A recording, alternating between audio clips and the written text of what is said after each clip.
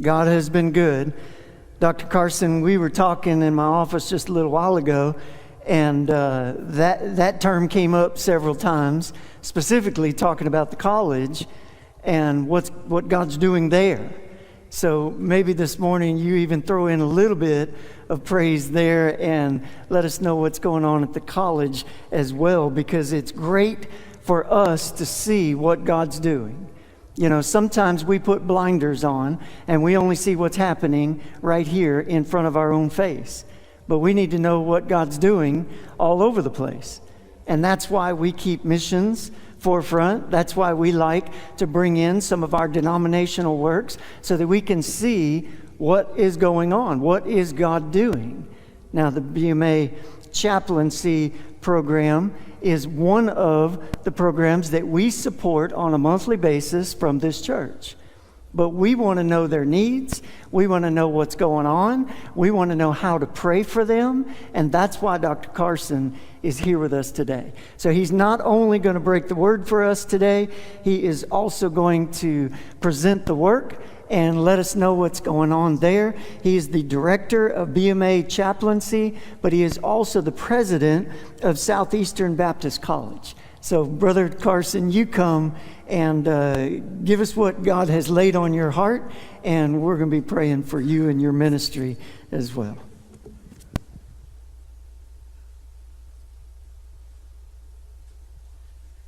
All right, it's great to be with you all today.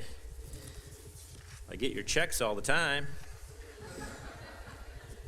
so it's good to be able to come and to be with you all and specifically say thank you so very much for your financial support for this very important part of the Baptist Missionary Association ministry. I'm going to share a little bit about myself. First of all, I am a Texan.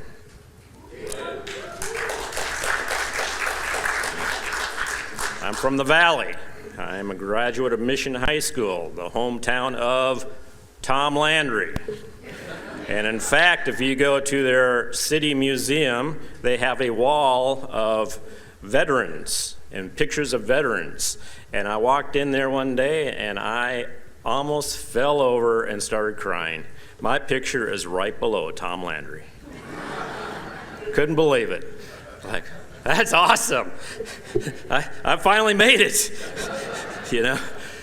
But yes, and for 30 years in the military, I renewed my Texas driver's license, and I voted absentee in all Texas elections. And so for 30 years, it was sad when I had to give that up in Mississippi. After all those years, like, I have to give up my Texas citizenship. Oh, that was sad. I also went to the Baptist Missionary Association seminary in Jacksonville, Texas, and pastored a couple of years before going into the military at Community Baptist Church in Corsicana. So been around, okay? My dad lived forever up here, up in McKinney, and recently moved to Mississippi as he gets older, and so made trips up to this area all the time. So good to be back in Texas, amen. Now, on the picture you see up there, you might recognize Tony Cleaver. Some of you know who he is. That's when he was on active duty. That's 1986, February 1986. He swore me in as a chaplain. That's my wife, Linda. And swore me into the United States Army Chaplaincy, and that was at the, yes, it was called this, the Hell on Wheels Chapel at Fort Hood, Texas. And so, and from that time then on, served for 30 years. Retired in 2016, became the endorsing agent for the Baptist Missionary Association, and the endorsing agent has a unique responsibility, and that is to be the single point of contact for a denomination, I'm using that word loosely, for a denomination that is recognized, officially recognized by an agency or an organization or the United States government. and that require us as an association of churches that we would present qualified ministers whom we believe are qualified spiritually, morally, and are ready to serve in those areas. And so I'm the one who signs the documents and say, this person is endorsed by the BMA, and send that in. And so believe it or not, even though I'm wearing this uniform now, and that picture on the right, I'll explain that right now, is that a couple of years after I retired, I discovered an organization called the State Guard in Mississippi. It works for the governor. It's a uniform service. It cannot be deployed outside of the state. It only can be used within the state at the direction of the governor. And it is an unpaid volunteer position. And so we are organized to train and to deploy mostly for natural or man-made disasters. Give you an example, last time they were called up and deployed was during Katrina. So I'm part of that, and I'm the senior chaplain for the Mississippi State Guard. And so that's why I'm authorized to wear my uniform today. Speaking of the uniforms, where's Brother Clark? He ran away. Well, in the military, we have what's called the uniform, right? What is the proper uniform for the organization for the day? What is the proper uniform for the day? Well, I came in this Class A uniform. Anybody know what a Class B uniform is? Anybody? Class B? Well, Brother Clark would know what a Class B uniform is. I am out of uniform. I don't see too many ties out there, or jackets. There you are, Brother Clark. You're in the second row. You know what a Class B uniform is, right? I'm going to get the proper uniform. I'm in Class C.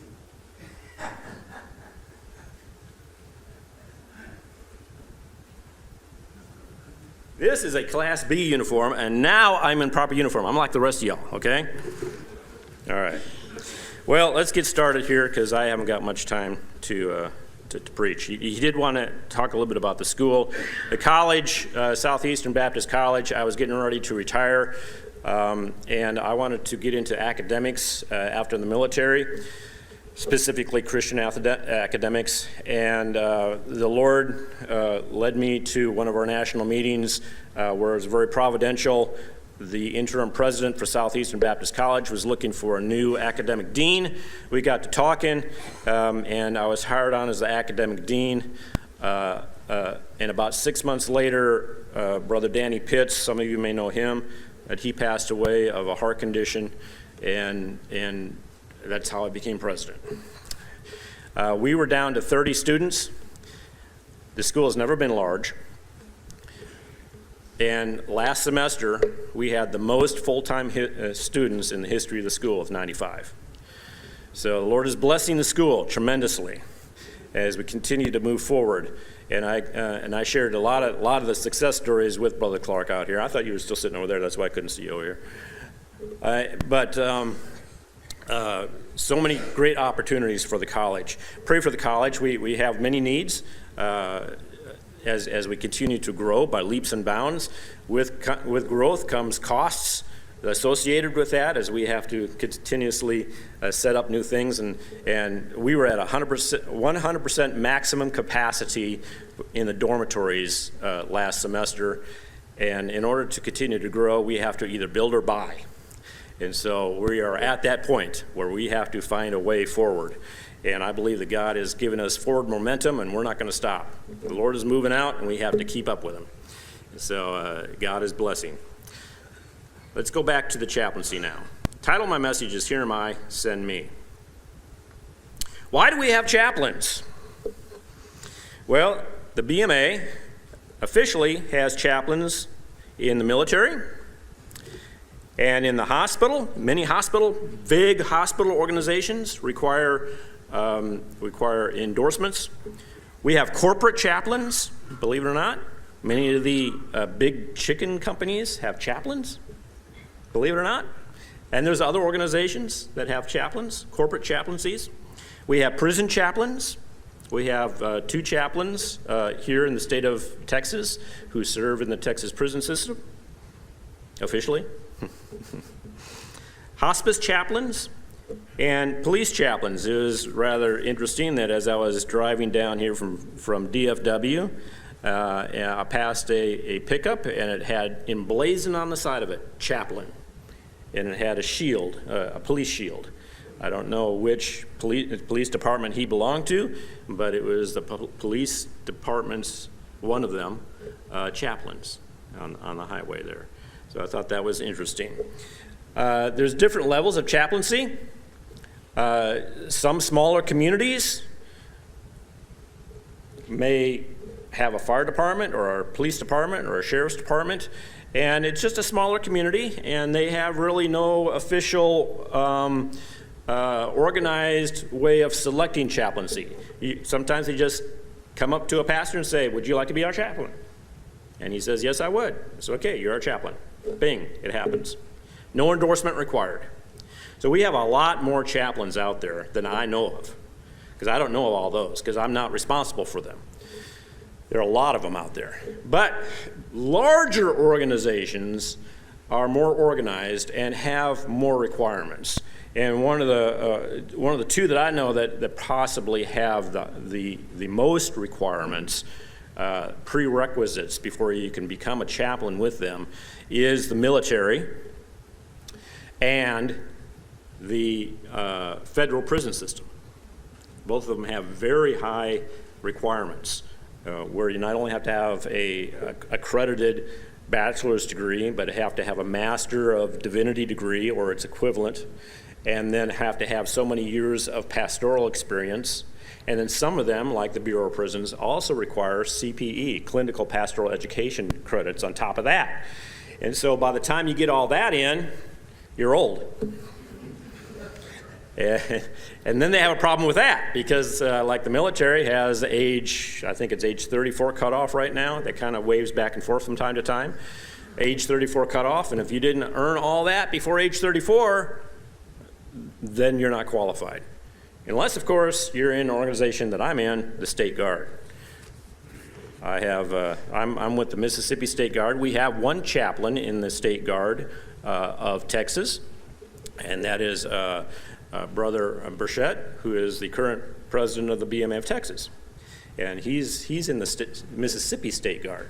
He's in the Texas State Guard. I'm in the Mississippi State Guard. And with that, we have a little bit lower standards. Educational-wise, is almost very similar. But physically, I kind of tell people, I tell people all the time in the Mississippi State Guard, the cutoff is age 70 to join. And if you're somewhat mobile, you qualify. Now, they qualify in many positions, so whatever position that may be. So there are all kinds of other positions, and the chaplaincy happens to have some of the higher requirements. So it's possible to serve, and Texas would be very similar to Mississippi. Well, I was called to the chaplaincy when I was a teenager, shortly after I got saved. I really felt the Lord's calling to the military chaplaincy. In fact, I checked into it and made phone calls back there in 1976, 77, and into the Air Force chaplaincy, and was very depressed when I discovered all these requirements and discovered that I was going to have to go to college for a little while, a long while. And so I realized that wasn't possible for me at the time, so I put that away and went off to Bible college, earned my Bible college degree, and checked back into the military chaplaincy again. I knew the Lord was calling me, and I checked into it again, and I was hoping that maybe the standards had changed, and they had not. So I still had to go from Bible college to Master Divinity to seminary. And so I went to that as well and went to seminary. That's a whole nother story. I didn't want to go, but God was calling me to the chaplaincy, and so I had to do what God was calling me to do. Anybody have those experiences? You don't want to do something, but you know God wants you to do it? He does that to me all the time. In chaplains, I didn't want to earn the credits. I didn't want to go back to college. I didn't want to do all that. I have a secret. And that is, after a bachelor's degree, 2 master's degree, and a doctorate, I don't like school. I never have. I don't like all that studying. I always did quite well, but I never liked it. But I did it because I knew God wanted me to do it. And that's the only reason why I did it. God wanted me to become a military chaplain. So when I'm finishing up my Master of Divinity, and on the day I graduated, a distinguished BMAA minister pulled me aside, and he said this: "It's sad that you are leaving the ministry." I knew then that was a wrong statement, even though I was young. But his concept of ministry was it only involved church ministry or a missionary on a foreign field. Not understanding the ministries, some of the unique ministries that are out there, unconventional ministries that can be tremendous blessings for the kingdom of God. And one of them is the military chaplaincy. I'm going to go to Isaiah 6, 1 through 9 now. This is a very familiar passage for you. It says this: "In the year that King Uzziah died, I saw also the Lord sitting upon the throne, high and lifted up, and his train filled the temple." And I always had to clarify that with soldiers. That's not a choo-choo, okay? That's talking about the train of his robe. "And above it stood the seraphims. Each one had 6 wings, and the twain covered his face, and twain they covered his feet, and the twain he did fly. And one cried unto another and said, Holy, holy, holy is the Lord of hosts. The whole earth is full of his glory. And the post of the doors moved, and the voice of him that cried, and the house was filled with smoke. And then said I, Woe is me, for I am undone, because I am a man of unclean lips, and I dwell in the midst of a people of unclean lips. For mine eyes have seen the King, the Lord of hosts." And this is the calling of Isaiah. Next verse says, "Then flew one of the seraphims unto me, having a live coal in his hand, which he had taken from the tongs of the altar, and he laid it upon my mouth, and said, Lo, this has touched your lips, and thine iniquity is taken away, and thy sin purged. Also I heard the voice of the Lord saying, Whom shall I send, and who will go for us? Then said I, Here am I, send me. And he said, Go and tell this people, Hear ye, understand not, and see ye indeed, and perceive not. Who will go for us? And Isaiah answered the call." He didn't know what he was getting into. But when God calls you to do something, to a ministry, you do it.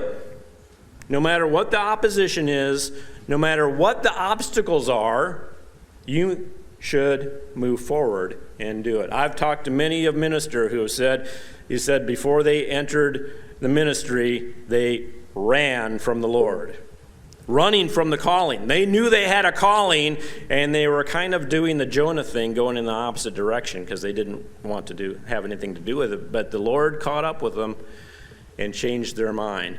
When you have a calling, we have to surrender to the calling of the Lord. Ministry is a calling. The chaplaincy is a calling. It's interesting that even to this very day that the United States Army uses the word calling in reference to serving in the Army, to soldiers, not just chaplains. We're talking to soldiers. Sometimes they even have commercials on TV. Do you have a calling to serve your country? And they refer to it as a calling. That is specifically a religious concept. It is a Christian concept, a calling, understanding that God has something special for you to do. And will you answer the calling? For chaplains, it's a 2 times calling, twice over. We're called to serve in the military, but we're also called to be ministers in the military. The Army chaplain motto is for God and country. That's the Army Chaplaincy's official motto. For God and country. It says it right. It says it right here on this crest right here. For God and country. So what's unique about a chaplain and his service over that of a pastor? Well, we are very much similar to a missionary. Although we're not going forth to establish churches, we are going forth with the gospel.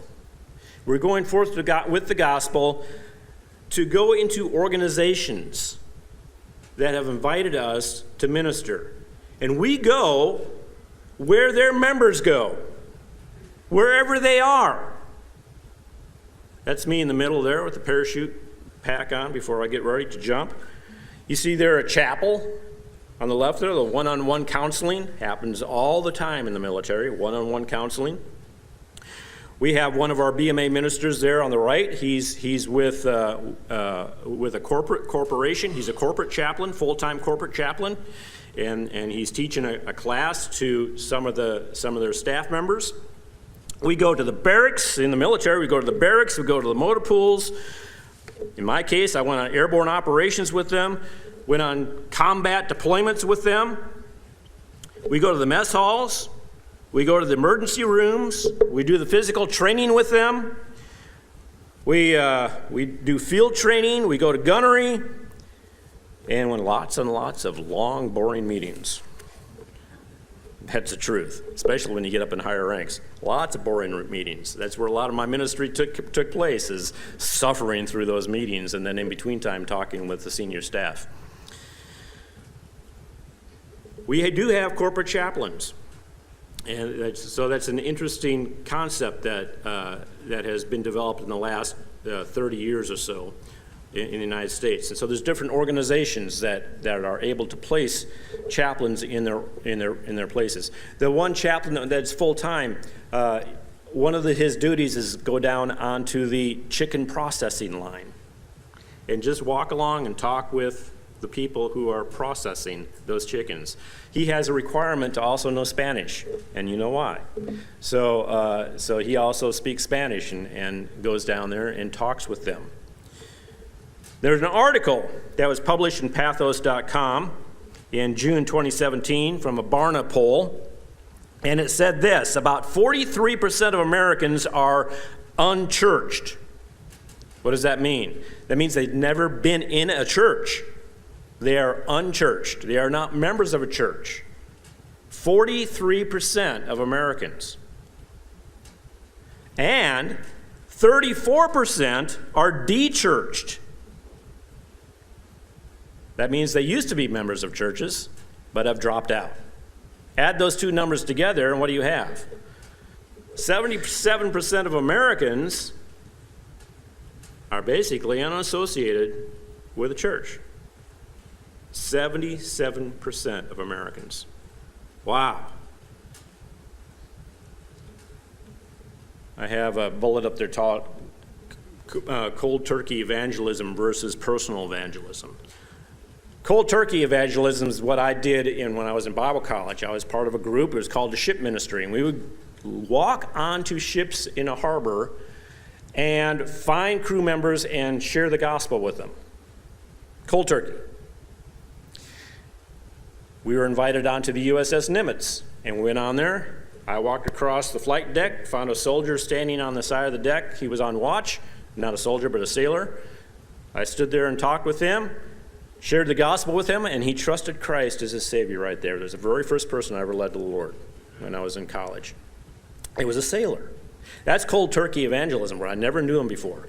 But the most effective way of evangelism is getting to know people, and they getting to know you, and they begin to build trust. A lot of these people who have been de-churched have had poor experiences in their churches, and that's why they have left the churches.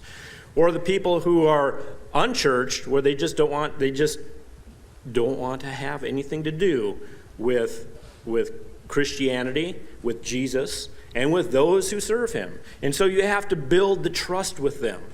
This is what the chaplaincy is all about, is these organizations, the United States military, the corporate chaplaincy, the hospital, hospice, wherever, they have understood that there is a spiritual need of their people.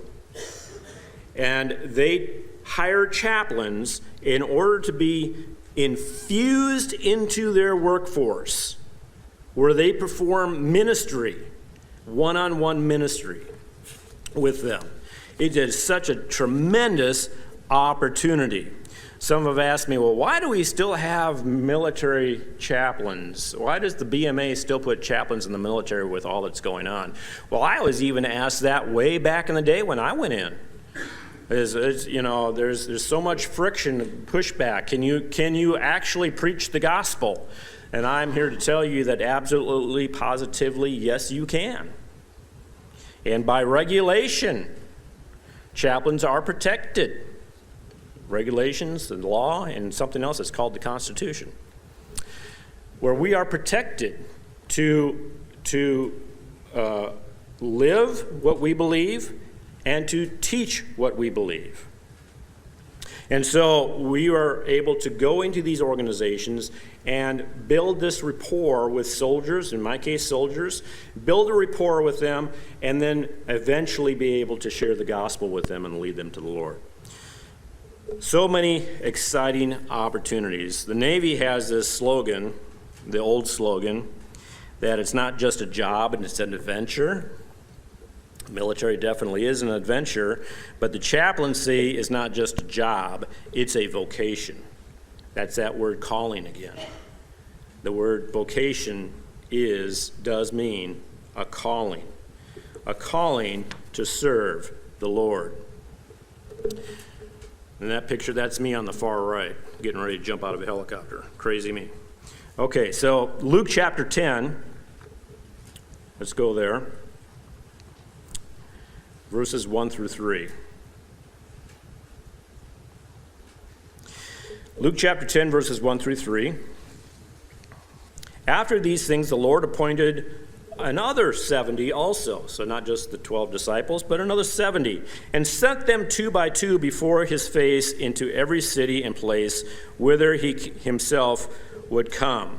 Therefore he said unto them, the harvest truly is great, and the laborers are few. Pray ye therefore the Lord of the harvest, that he would send forth laborers into the harvest. Go your ways, behold, I send you forth as wolves, or as lambs among wolves.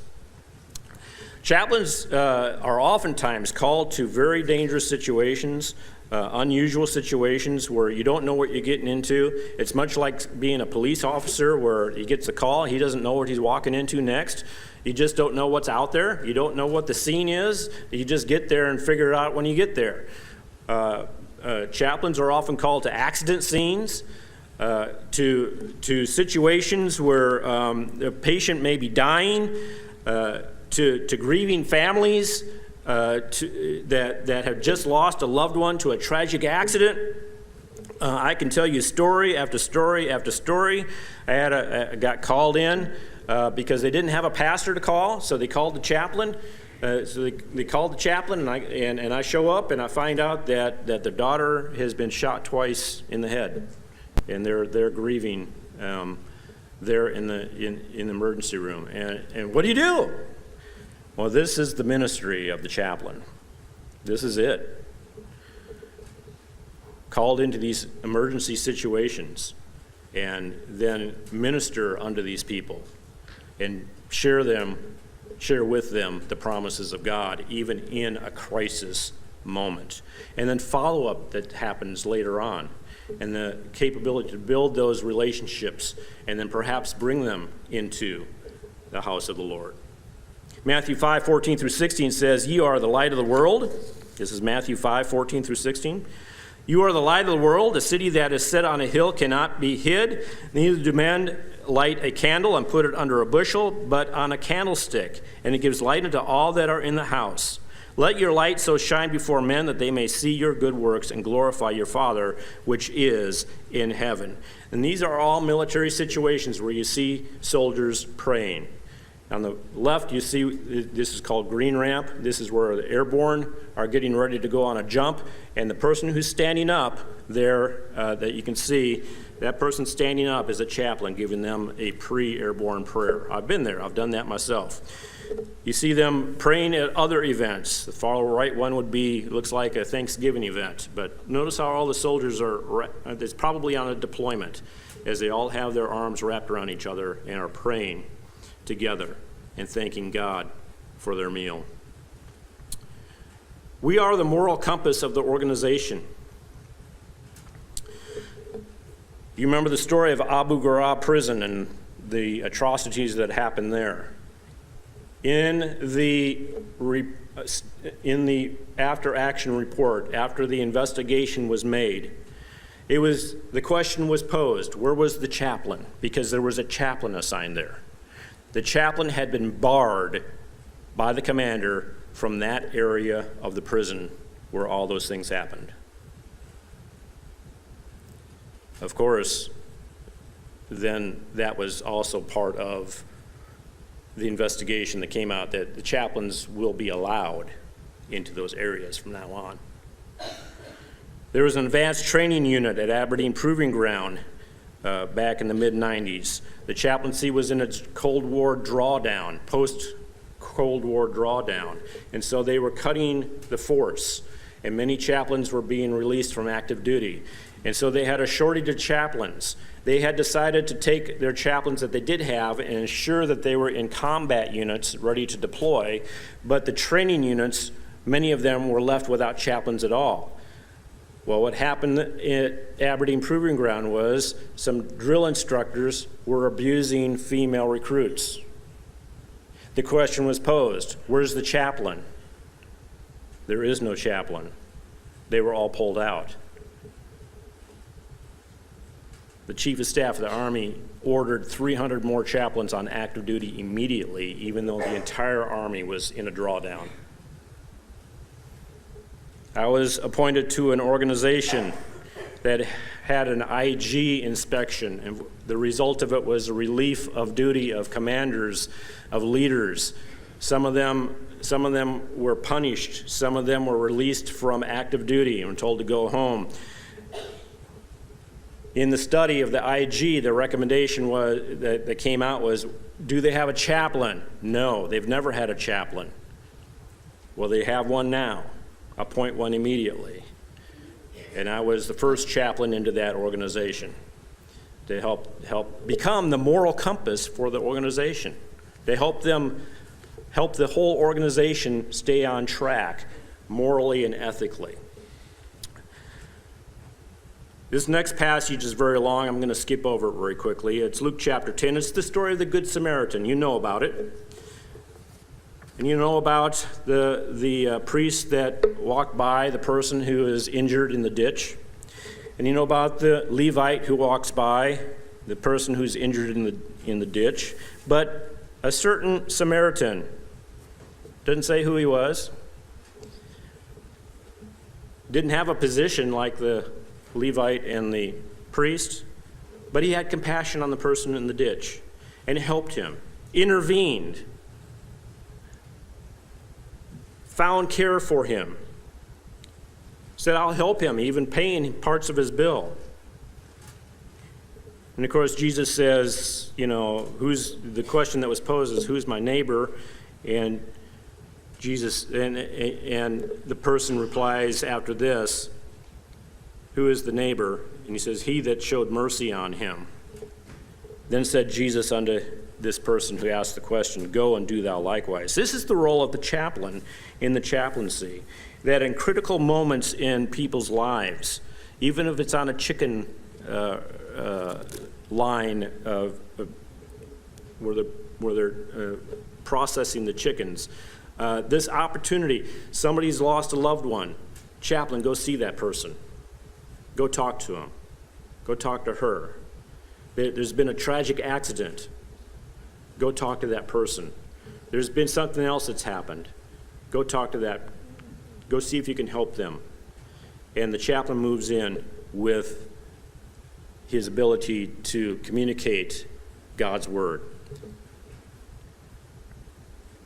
In the Army, there's core missions. There's 3 core missions in the Army chaplaincy. They are honor the dead. I've been there. I've stood over the body of a fine Christian young captain who led the worship music in Iraq in one of our chapels, killed by an IED. I stood there and prayed for his family over his body. Nurture the living. Oh, the next one is care for the wounded is the next one. Sorry, I was getting ahead of myself. Care for the wounded is the next one. Of course, that's visiting the hospitals and those who are injured, and including those with moral injury. And let me say this really quick about moral injury. I had a soldier who was on fire for the Lord. He had joined the Army because he believed that God had called him to do it. He came to chapel all the time, was involved with the programs at the chapel, but he was with the infantry. And they were out on patrol one day, and they were ambushed from both sides. And there was great confusion, and there was smoke, and there was dust, and there was people shooting at them. And he was told by his leader, return fire. He was on the 50 caliber. And he returned fire, and as he was returning fire at the position that was firing back at him, a mother and child ran through that. And he wasn't sure if he killed them or if the enemy killed them, but somebody killed him. And it devastated him. The chaplain was there to talk, to minister. Proud of my unit, too. They ministered to him and helped him recover from that, and he continued his service. These things happen, and this is why we're there, to be infused into these organizations. I can tell you now, there's job openings. Military's always hiring chaplains because they're always short. Remember, their standards are high, so that's why they're always short, always have been, but the military chaplain is always hiring. Corporate chaplaincy is always looking for people. Federal Bureau of Prisons, I mentioned them. And the hospital ministry. If you go on Indeed, you'll find a lot of chaplain openings that are out there for folks who might be interested and feel the call to this type of ministry. So I'll pose you the question. If God asks you to do something, are you willing to do it? There's a lot of people say no. If God asks you to go to college and go to seminary and earn that degree in order to become a military chaplain, will you do it? Will you answer the call? You know what the right answer is, right? You know what happens when you run from the Lord? Read the book of Jonah again. Is God calling you? Is he calling you to the chaplaincy? Any one of these chaplaincies? When we speak of surrendering to the ministry, sometimes we really are talking about surrendering it all. Surrendering it all. That's my challenge to you today. We opened up with the book of Isaiah, and Isaiah, the prophet, was challenged. He didn't know where he was going. He didn't know what he was being called to, but the Lord called him, and he said, "Here am I, send me." Are you willing to answer that call? Is God calling you? Here am I, send me. God can use you. Wants to use you. If you feel that call, you need to begin to pursue that which the Lord is leading you, no matter what it is. Could be the chaplaincy, it might be something else. Pursue it. do what the Lord wants you to do, regardless of what the obstacles are. Brother Clark.